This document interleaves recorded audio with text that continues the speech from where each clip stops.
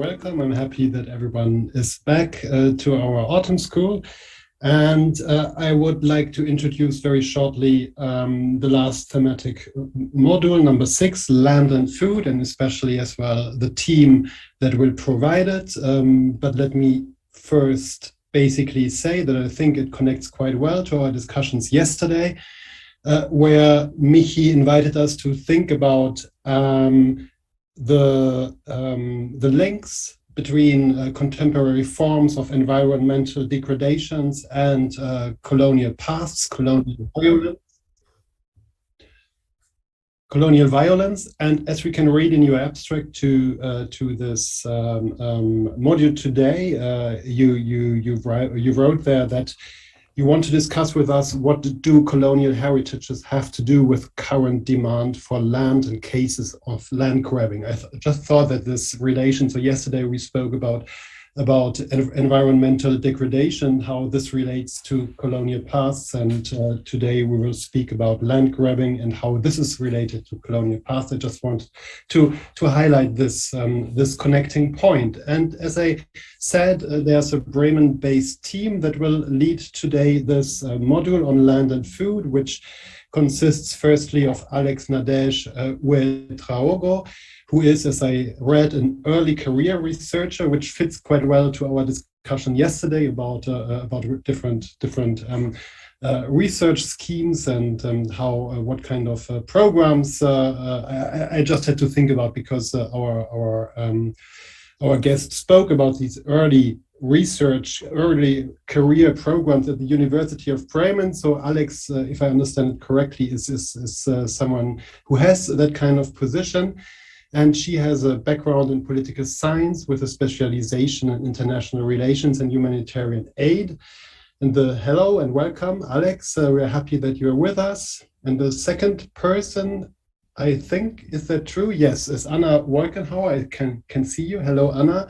And Anna is as well based at the University of Bremen. She's a research associate at the Institute for Intercultural International Studies. And she focuses in her research especially on social policy and agriculture in Southern Africa and critical approaches to development as a concept and processes of knowledge production. And the third person is Klaus Schlichte.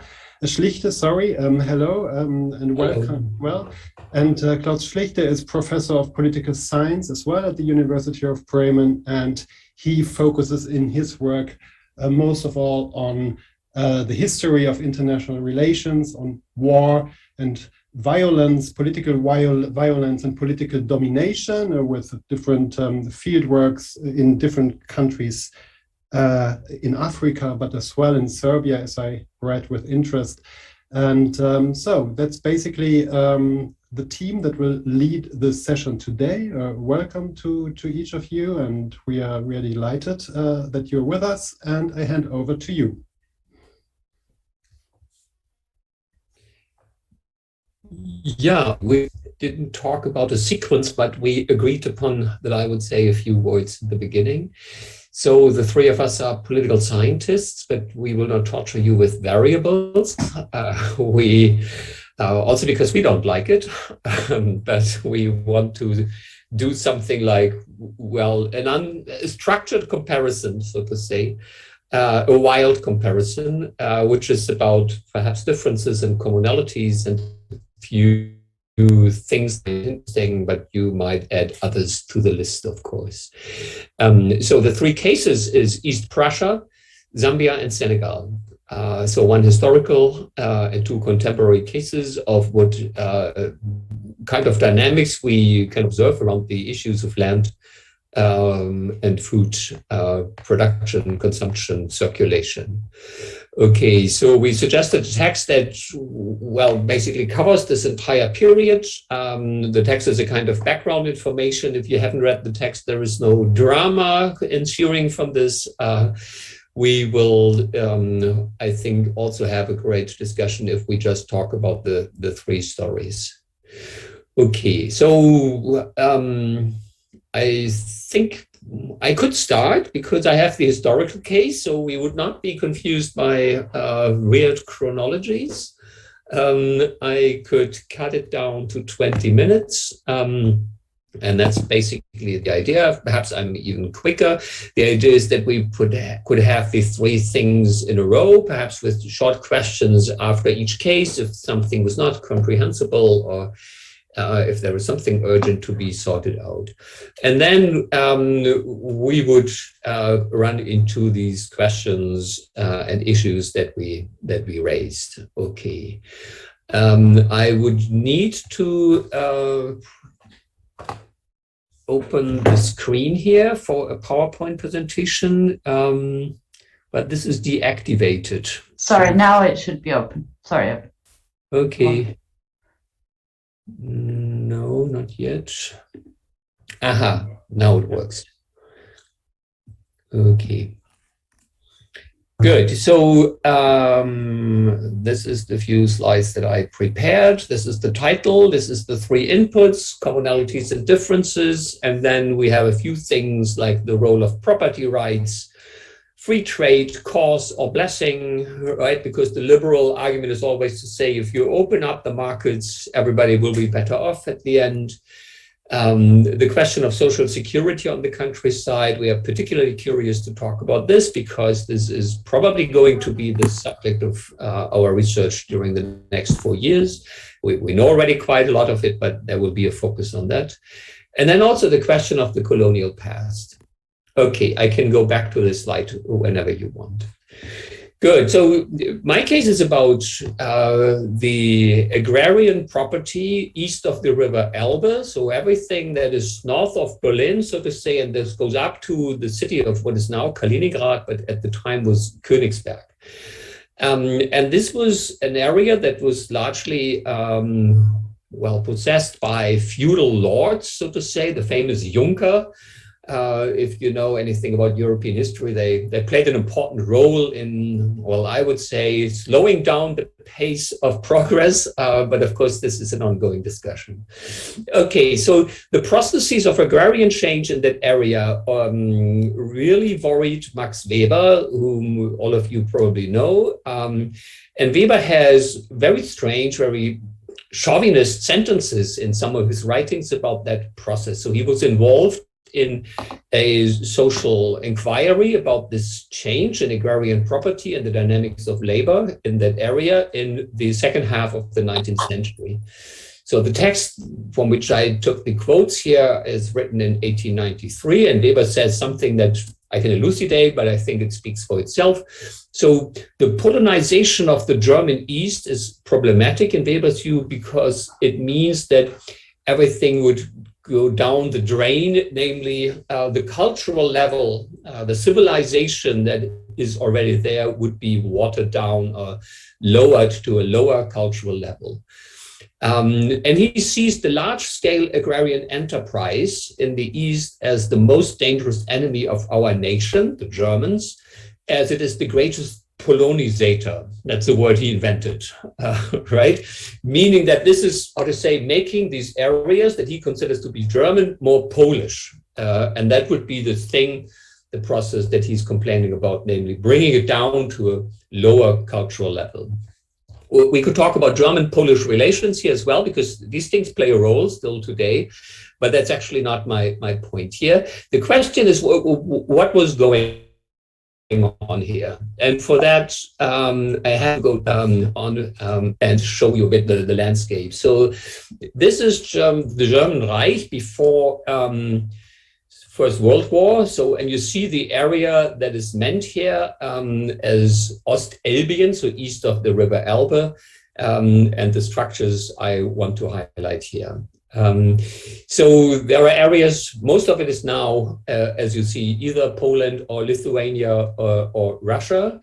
But of course, well, in all these areas, you had a mixed population for historical reasons that I will go through very quickly. So originally, this is an area that, and you can see this from the names of villages, and particularly the further you go to the east, with a Slavic population, different tribes, from, if you allow that word. But in the 15th century, you could see an invasion of German knights. So basically armed men that were organized and came from the West and conquered the territory and subdued the Slavic tribes and imposed a kind of, well, German layer upon that population. And with it, what they did is they declared the land theirs. So all the communally held land that was there was turned into feudal land, and they turned the local population basically into serfs. This is an early instance, if you want, I would say, of colonization, although it usually does not appear in the literature about colonialism. But it has two elements in it that we see, of course, at work in classical colonization periods as well. One is this large-scale land grabbing, right? Turning land property into individual property or property of families, so of these feudal families, not of single knights, but it became, so to say, the inheritance of these families. And with it came Christianization and another language, German language, so a foreign language to the local population that was declared of being of a higher cultural standard. So three features that you would find in classical European colonialization, say of, sub-Saharan Africa since the early 19th century. However, the early 19th century here had introduced a different twist because in connection with the French Revolution and the Napoleonic Wars, Prussia had to modernize a little bit. And part of that was the abolition of serfdom and bondage. So these serfs legally became free. They were no longer owned by the feudal landowners, like they still were in parts of Poland and in Russia. So you might know the novel of Gogol, Dead Souls, which is about dealing with, actually dead serfs in a big tax scheme. It's a bit of a parody, of course, but it covers the brutality of that scheme pretty much. And that ended formally in 1810 in these East Albion areas of Prussia, German Reich, later German Reich. Okay, the 18th century, however, was an expansion of this. So what you saw here is partly, included into the German state only during the 18th century. So if you go to Berlin, unter den Linden, you see this monument of Frederick the Great, who was the big warlord to do all these things. Okay.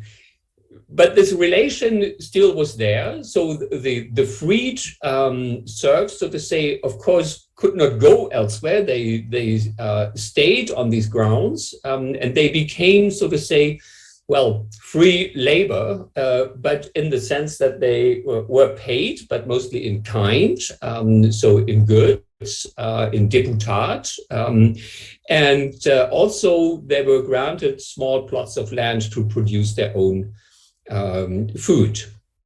Okay, so that was the situation at the beginning of the 19th century, and then something happened that Weber thought is critical. I have to go up here.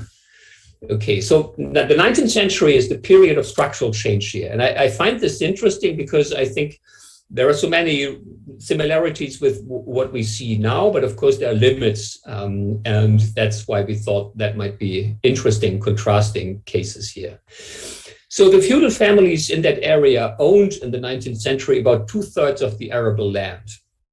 And the biggest farmers, or the biggest of these families, like Henkel von Donnersmarck, owned about 40,000 hectares, but usually the smaller gentry had farms, feudal sites of perhaps 200 or 1,000 hectares.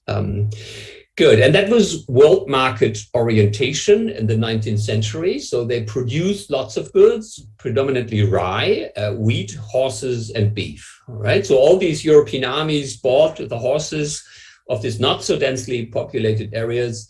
Horse breeding was one of the main businesses, but also rye and wheat. The problem was that there were, at the second half of the 19th century, other, cereal producers on the world market, and they affected what was happening in these areas. So mostly Canada, the US, and Argentina.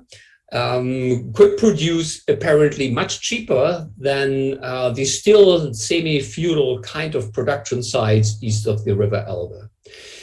So in the 1860s, the agrarian crisis became pretty evident. And in the 1890s, when Weber wrote about this, it was, how to say, so evident that nobody could overlook this anymore. And the process he observed that he was so worried about had to do with that agrarian crisis. So the prices went down, and then you had concentration of land ownership. The big families like von Arnim, Malzahn, von Donnersmarck assembled these huge sites of sometimes 25,000, 40,000 hectares as family property. But the people were still on the land, but they were given less and less, those who worked on the fields. So many of them left because the situation became unbearable. And they had the opportunity to do something else, which was industrialization. Right, so Berlin became a center of that migration. So in opposition to now, Berlin at that time was an industrial center. But they also went to the Ruhrgebiet, so the utmost west of the German Reich, where the biggest industrial boom took place. And many of them also emigrated. So Canada, Australia, United States, but also Latin America, of course. And that was the problem that Weber observed. The better skilled went away. And those who were left, the feudal farmers did what? Well, they hired labor, and they hired labor from across the border. So from what was Poland in between, and then Austrian Empire, and from Russia. So seasonal labor, but also immigration of people with, in Weber's view, non-German names and culture moved across the border and, so to say, were polonizators of the German East. Among them, the ancestry of my mother-in-law. So you have all these Kowalskis, Sadowskis, I don't know, all these ski names, the Polish names in Germany, of course, that are connected to this kind of migration since the 19th century. Okay, so that is what worried Weber. And I find the process quite interesting, but also the discourse in which, well, this is told and discussed at the time. And of course, the longue durée of the kind of, well, perceptions and problematizations that we observed at the time. Okay, I stop here and hand over either to Anna or Nadège. Alex, Nadège. Thank you, Klaus. Can I share my screen as well? You should be able to do so. Ulrike, can you do this? Yes, I can. Should be open. Yes. So thank you all for participating to our lecture. My presentation is articulated around 6 key points. The impact of French imperialism, followed by a focus on the Muslim Murid Brotherhood. Then thirdly, we look at knowledge production and then what happened post-independence in Senegal. Towards the end of the presentation, then I'll address contemporary agro-extractivism issues and close with an emphasis on food sovereignty. So first of all, in our session, I believe we could speak about agro-extractivism or agricultural extractivism when it comes to food and land. Agro-extractivism is part of the agribusiness, which is based on 2 systems of agriculture and livestock. And it is from these systems that agribusiness actually appropriates and extracts natural resources. And in the case of Senegal, a West African country, extractivism and the subcategories of agro-extractivism date back from colonial time, with wealth accumulation from the French Western colonies to the benefit of the French metropolis. And in my researches, I looked at how food has been political, and I claim that actually too few have considered food for being a political issue. So regarding the impact of French imperialism, agro-extractivism can be explained as social, economic, and political dimensions that deepen actually inequalities within and among colonized countries. Specific to Senegal, the interdependent relationship between France and its colonies within the French Western African countries and territories, where Senegal has always been favored within the French Western Africa. Also, within the Senegalese population, there were a clear division among the Senegalese population, depending on where they lived, either one of the four communes or their religious belonging and status, as with the Muslim Brotherhood. Thus, the thrust of colonial policy was at that time to render colonies profitable to the metropolis. And this was not obviously particular to Senegal, but a typical dimension of African colonies. And this transition during the colonial period into the mise en valeur plan created by Albert Sarraut, Minister of the Colonies between the early 20s and 30s. To come back and stress on the Murid Muslim Brotherhood, they were known for their trading and agriculture-centered economic activities, and they played various roles by providing a social structure and a living environment by distributing land. Specific to this group was their greater hold on the population compared to the central power, and where a hierarchical and efficient organization was established to supervise the role of the population and its relation with the central administration. And back then, that was very particular and important to have an intermediary between the French authorities and the local population. So the Brotherhood acted as a buffer between the modern elites and the population, particularly in rural areas, where their leaders, called marabouts, were often the head of the social organization, like the entire social organization, and they held at the same time religious, political, and economic powers. So the Murids represented this religious group that acted as a social organization and agrarian colonization enterprise that kind of somehow resisted imperial invasions, but towards their own interests. And essentially, they became a vector of integration into this capitalist and trade relations. So the Brotherhood gained a lot as being an intermediary and became powerful through colonization as well. Additionally, during colonial rule, an increased land-related knowledge emerged, which launched a first wave of bureaucratization and scientization of colonial societies. Knowledge on tropical agriculture through different forms of documentation, such as reviews, inventories of botanical varieties and crop species, coupled with the professionalization of farming through schools and the entire engineering of agriculture. One of the main results of these measures was that the states would gather agriculture-related information in the early colonial food policies. As a result of this intervention as well, the colonial state has massively reshaped agricultural structures, as you could observe from the shared articles that Klaus, Schlichte, and I wrote.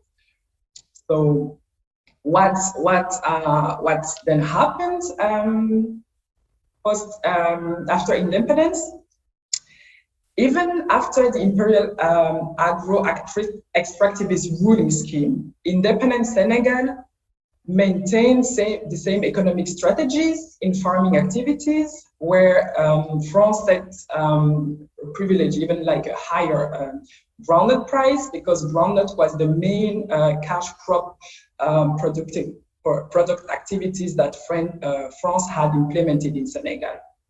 And in setting this groundnut price higher than the prevailing one in the market, therefore maintain and show the continuous comparative cost advantage in price that France had allocated to Senegal.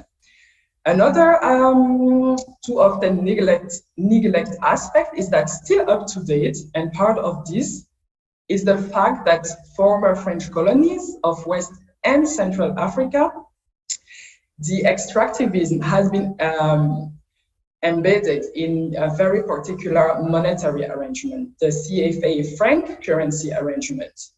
A fixed exchange rate for the CFA franc, like free movement of capital between the African countries and France, and the free convertibility of the CFA franc. And this convertibility was formerly into the French franc, but now it's also related to the euro and the centralization of the foreign exchange reserves. So the fixed exchange rate means that exports from the African countries using the CFA franc are kind of too expensive for most other countries, but yet it remains cheap and convenient sources of for continued extraction of natural resources by France. What is then now the current situation regarding agro-extractivism? Let me introduce the kind of latest agro-extractivist concern in Senegal, but I guess elsewhere as well, the food versus energy debate. The political economy of biofuel capitalism, where agricultural extractivism shifts in the conversion of farmland and agriculture for food production into the production of biofuels. This conversion of agricultural production of food into energy evidently drives agrarian change in the country and is indeed problematic because of food being a mass population concern, and due to demographic growth, market price fluctuation, and land grabbing for agribusiness and biofuel. Within this, food sovereignty actually got lost, and agriculture has increasingly become a political tool within this context. And why actually should agrofuels be produced in Africa for export when actually people lack lands to ensure their food security and sovereignty? In Senegal, paradoxically, while the country experienced an acute food crisis in 2008, few years later, approximately 200 square kilometers were being allocated to a European company that produces biofuels for Europe at a time when the government was disbursing billions to import and feed the country. And this is something that has been always noticeable in Senegal.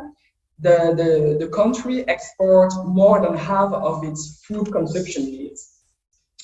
And worse, let's say, if Senegal has gone from 160 approximately acres in 2008 to more than 800 acres of land dedicated to agrofuels, this has actually been the negative or perverse effects of 2009 European directive that sets a target of 10% renewable energy in transport by 2020 within European countries, for which actually European multinationals have turned to the African continent to reach their goals.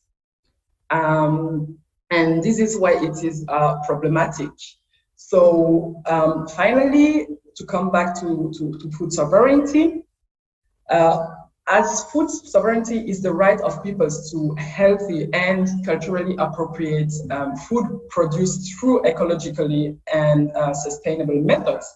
But how actually to achieve it when lands are dedicated to many things but subsistence farming? Since food sovereignty got lost in those profit-making agribusiness, how could Senegal achieve food sovereignty in such context?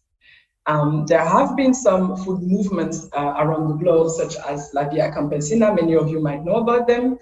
They have been stressing the importance of food sovereignty, and those movements are growing and spreading to demand that governments and other actors actually ensure land access and local production. But as soon as those movements reach a certain level of legitimacy, those movements also become critical and are influential on the political agenda.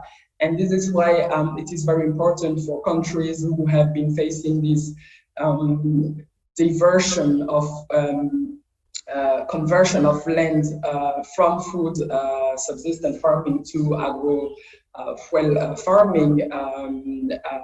This is really important to stress on those movements to try to reach this food sovereignty. So that was what I could present related to agro-extractivism in Senegal. So thank you for your attention.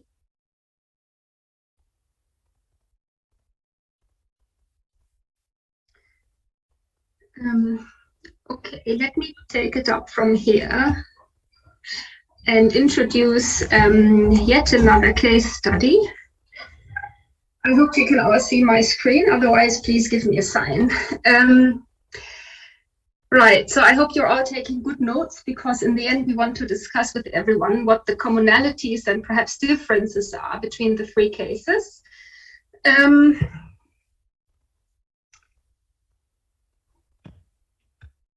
Yes, so I'm going to ask a slightly different question now on the case of Zambia. And that from what how Nadège just framed her case, although of course, I mean, you could frame it either way, but I wanted to discuss whether agriculture could also act as an alternative to an extractive kind of economic structure. And I'm not sure whether any of you are familiar with Zambia. So here is a map. So let me briefly introduce the country a little bit and the economic structure, and also what I consider the main colonial legacies before we then look at two approaches to improving agricultural productivity. So Zambia gained independence from the British in 1964. And one of the main legacies of the colonial era that persists very obviously until the present day is the heavy reliance of the Zambian economy, and therefore of Zambians and everything else that takes place in Zambia, on the copper sector. So large-scale copper exploitation began in the 1930s under colonial rule, and with it came also a concentration of other economic activities along a fairly small stretch in the middle of the country. So I've tried to draw it here. I mean, this is just a brief sketch, but this is what is generally referred to as the line of rail. So it includes the capital city, Lusaka, and then basically north of Lusaka, the copper belt, which is expanding into the northwestern part of Zambia, and then south of Lusaka, all the way down to Livingstone on the border of Zimbabwe. Right, so we have copper concentrated in the copper belt, but also commercial farms became concentrated along this line of rail. So these commercial farms were in the colonial period operated by British settlers using the indigenous people as labor force. And the rest of the country really remained mostly concentrated on subsistence farming. And to some extent, and I apologize for the background noise, I live next to a hen house, the rest of the country was marked by subsistence farming, and actually consciously also depleted of resources in order to force people to move to this line of rail to engage in wage labor. Yes, and up to the present, copper, of course, constitutes the main export good of Zambia, which makes the country very vulnerable to fluctuating world market prices for copper, obviously, and also doesn't provide a lot of economic opportunities for most countries. And this translates into various forms of inequality between the center and the periphery, which largely corresponds with the urban and the rural areas, or you could also say the line of rail area in the middle of the country, and then all those outskirts. And you have to know that Zambia is really a big country, so it's about 2.5 times as big as Germany, with only 18 million inhabitants. So the country is very big, so large distances to cover. Anyway, so the very undiversified economy, which is up to the present day largely focused on copper extraction, also leads to high levels of informality, because there's just, simply speaking, not enough good jobs for everyone. So about 70% of the population work in informal employment relationships. They are either self-employed or they work for someone else, but without any kind of proper work contract, and usually also without any kind of social security coverage. So nothing like social insurance that's linked to employment for the majority of the people. So you have basically what was an economic concentration of activities in the middle of the country that really translates into social and political inequality and concentration. So also most of the population have not really gotten organized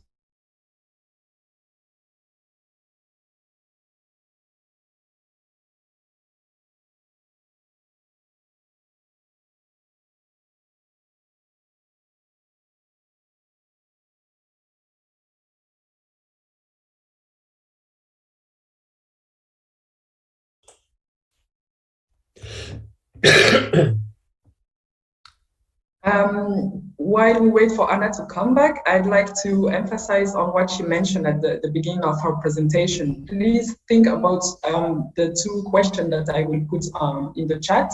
What are the differences and commonalities between the cases? And what does all of this have to do with extractivism? Please bear this in mind for our 3 presentations. Thank you. She's back, I guess, somewhere. Nope. She might even be gone. I don't see her anymore. Issues, probably.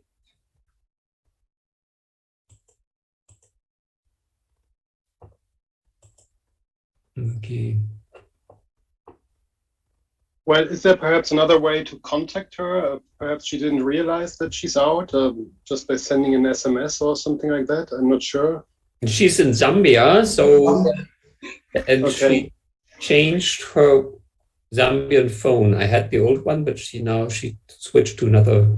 But her Zambian number was her WhatsApp, but if she changed, I'm not too sure we have it.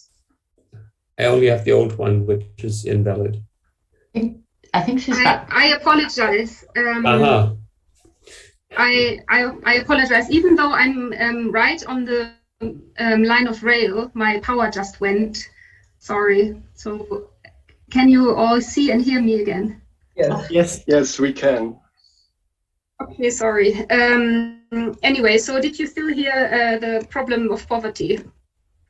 So this is a map showing the unequal distribution of poverty, right? So what I just described, of course, also translates into high levels of poverty in the outer areas of Zambia. And then, okay. So much for this. Okay, so now what do? You want to get away from this economy that's primarily focused on extracting copper with all the problems this creates. Now, since really the turn of the millennium, you could say, the government has started to focus on agriculture. And this is very much in line also with a global return to agriculture. So also organizations like the World Bank are taking agriculture much more seriously now, after neglecting it basically for 1-2 decades in the 1980s and 90s. So the government, for example, in Zambia says that Zambia has huge potential to expand its agricultural production. And they highlight that they should also emphasize making land available for large-scale agribusinesses. So there's a big hope being placed in the agricultural sector, according to the Zambian Development Agency.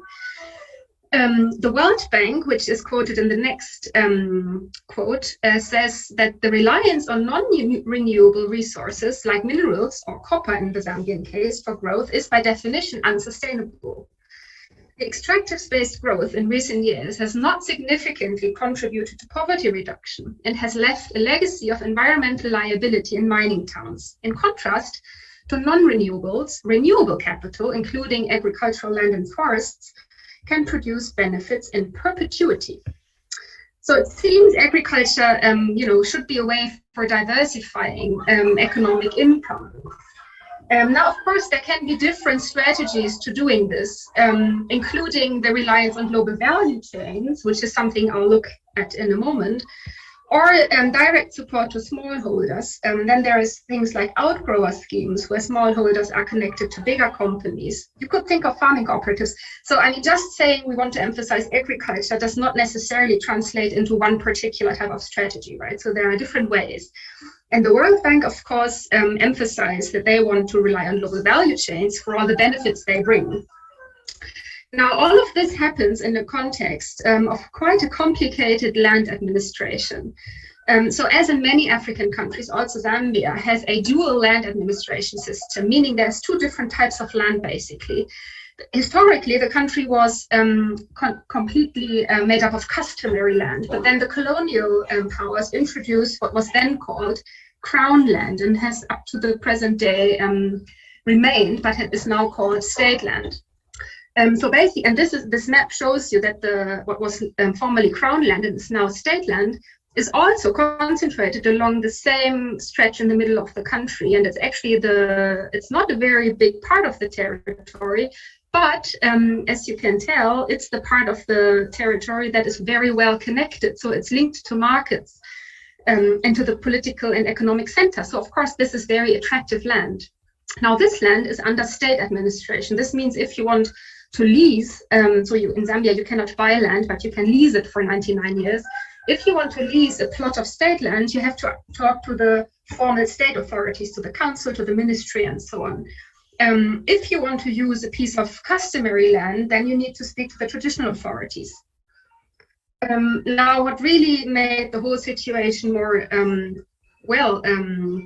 threatening for many rural people was that the Land Act of 1995, so this was the high time of neoliberalism in Zambia. In 1995, the country introduced a new Land Act, which made it possible to convert customary land into state land, making it then leasable also for international investors. And usually this land is not converted back. Now, the problem is that, of course, people using customary land, they often don't have like proper land titles, and the land is often not very clearly demarcated. So they have they basically have little in their hands to demonstrate that they are the legitimate users of a particular piece of land. And therefore, also, you have a lot of initiatives going on in the country by international organizations such as USAID, as well as civil society organizations that try to give people certificates of the customary land, just so in order for them to be less vulnerable to eviction and displacement. Yeah, anyway, but of course the land differs very much in terms of quality, and you also have to know that in Zambia you have a couple of different agroecological zones. So for example, in the west there's very sandy soil, which makes it not very appropriate for certain types of crops. In the south you have not very much rainfall, so they're also growing vegetables and other crops is not so easy, so people tend to keep cattle. So there's different regions and zones in Zambia. So not everywhere, even though the country is so large, it's not necessarily full of really good land, if you like. So earlier this year, they launched a new land policy, and people are now very hopeful because it contains, proper regulations on how to deal with investors. And here we don't only talk about international investors, but also a lot of middle class and upper class people from the urban centers who want to buy or lease a piece of land, basically for old age security and maybe for opening a little farming business on the side. So this new policy is hoped to put, local communities in a better position when they negotiate. But of course, sometimes it's not really, even in the past, the problem was not so much that there was a lack of regulation, but really that to enforce this regulation. Okay, now we'll look at one case of a large-scale investor, a German one, Amation Agri. So here you see a screenshot of what many of you probably know.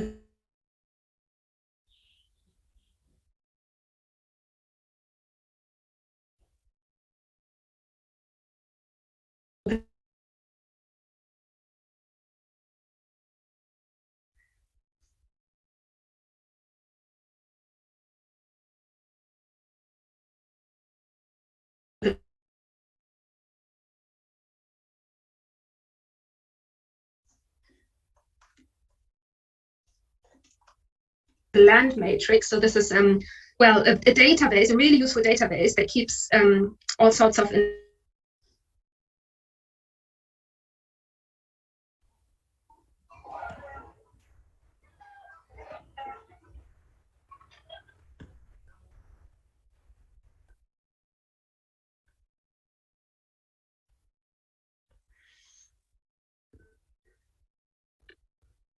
just pretend like nothing happened, as well as a spice processing plant. Right, and now the company, of course, is very aware of all the critics of land grabbing and so on and so forth. So they now invest heavily in corporate social responsibility. So they do clinics, they offer all sorts of services for the local people. They offer conservation farming trainings to support environmentally friendly farming practices amongst the smallholders where they are located, and want to try to also offer them markets for export. But criticism remains, and there's actually a lot of research ongoing, and this is not something that I have looked in depth at yet, but I'm yet to start doing this a little bit more. So there's a lot of people from Zambia, but also internationals, who now look more closely at what the effects really are, because one of the innovations, and this is not only true for Amation Agri, but this seems to be one of the big fads in development more generally, are these outgrower schemes. So where the big companies work together with smallholders in the area and purchase, in this case, soybeans and maize from them. So they supply a market for people who otherwise have difficulties accessing markets.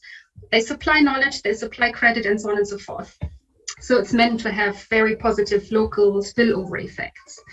The company is not actually doing very well. So for various reasons, they haven't had as much profit as they wished. So, for example, their irrigation infrastructure, even though very modern and put nicely in place, also relies on rainfall, which, thanks to climate change, becomes less and less every year. They haven't employed quite as many people as they wished. The salaries are pretty low for the people that they employ. And then they have not even started using most of the land. So they've bought 38,000 hectares. I mean, they're leasing 38,000 hectares. But only 7,000 of them are currently in use, which is also not something that's supposed to be the case with the Zambian land administration system. So you're only supposed to possess or to lease land that you put to productive use, but they're not really doing this. So various problems, but then at the same time, not so black and white. So when you speak to the global critics, it's very clear this is exploitation and extraction. When you speak to local residents, that's what other people's research has found. They are actually quite hopeful and quite positive, at least in the beginning. And so there are a lot of opportunities, of course, related to such investments that sometimes even provide roads and so on in a setting where the state has a very small budget. Okay, and then, this is just a very happy minister who's, praising Amation Agri. So Zambia has just had a change in government. So this is the new Minister of Water Development and Sanitation, but also the new Minister, Mr. Piri, of Agriculture. He also really commends Amation Agri for all the local benefits they bring. So the state is also quite willing and happy to welcome these investors. And when you follow the German embassy on Twitter, they constantly tweet about the great local investments of Amation Agri. But lastly, as maybe an alternative strategy, direct support to smallholders from the government. And this is now more what I've done my research on, and that's the Farmer Input Support Program, which is provided to smallholders that cultivate only up to 5 hectares of land. And it's provided by the Ministry of Agriculture since the agricultural season 2002-2003. Yes, and it basically heavily subsidizes chemical fertilizer and hybrid maize and other types of seed, which are then distributed to smallholders through farming cooperatives. And FISIP is interesting because it's by far the largest component of the agricultural budget. It was meant to be only temporary, but instead of reducing it, it has grown and grown and grown. And also the current government just announced the budget for the upcoming year yesterday. And again, they have allocated more money than before to FISIP. And of course, simplistic political scientists say, well, this is politicization, this is political capture. I would say it's also because there is such a dire need for any kind of resource in the countryside. So FISIP, I would say, is one of the few vehicles of the state to bring some of those resources from the center to the peripheries. Of course, because there's basically no oversight capacity on the side of the Ministry of Agriculture, FISIP does not always reach the intended recipients, but it tends to go to those that are well connected, maybe have a good relationship with the local extension officer, and you can imagine other constellations. Nonetheless, if you go to certain places, it's hard to argue that these people are too well off to be even able to use FISIP properly. In my view, wherever it goes, it will always, do something to the local economy. But of course, FISIP also rests on supplying chemical fertilizer to farmers. And this is, I would say, another colonial legacy, that farmers have become so focused on maize, for which many of the soils are actually not very good. So maize is not historically a local food. It was introduced a couple of hundred years ago, but nonetheless, it has been promoted by the colonial power in order to feed people quickly and cheaply. And in many areas, maize is actually not so well grown. So you need a lot of fertilizer. And this, of course, then keeps the country dependent on international fertilizer firms. Yeah, so again, this is now supposed to support smallholders. So quite a contrary, strategy to relying on global value chains. It's a state program. But again, it's not so black and white, I would say. And because of all the criticism that FISIP has seen over the years from international donors, as well as from domestic actors, including the Farmers Union, they have reformed it quite substantially, and they are still in the process of continuing these reforms. So it remains interesting to be seen where FISIP goes.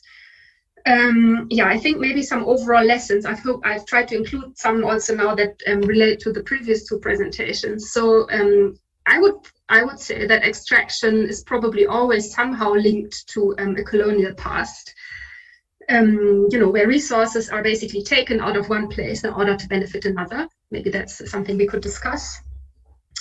Yes, in the Zambian case, and I am sure also in many other countries, agriculture is, hoped to be a way to become less dependent on the mineral and the extractive sector.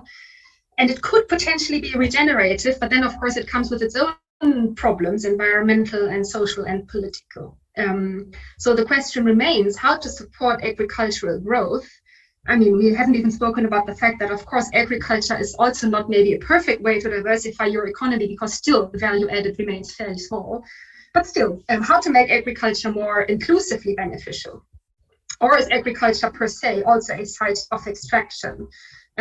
So you have probably to ask the same questions that we would ask of the more obviously extractive sectors. Who benefits? Who makes the rules? Yes, and then to take up Nadège's last point, which I think is also really key in the Zambian case. How do you support food sovereignty in all of this? Okay, thanks for bearing with me, and apologies for dropping out.